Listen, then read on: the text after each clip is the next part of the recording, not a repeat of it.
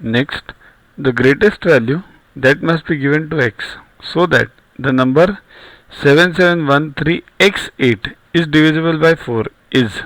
Now, out of these 4 we have to choose 2, 6, 8 and 7.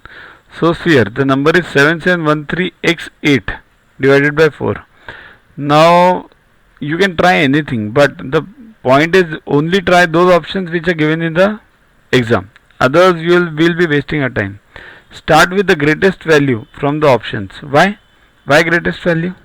Because the question itself mentions the greatest value that must be given. So if it requires greatest value, then we'll try the greatest value first. Okay, try with 8. So 88. So that what, divisible by 4. So 88 means let it be any number before this. If last two numbers are divisible by 4, then the number is divisible by 4. So 88 is divisible by 4. So maximum value is 8.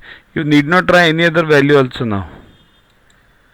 The values of a and b in the given addition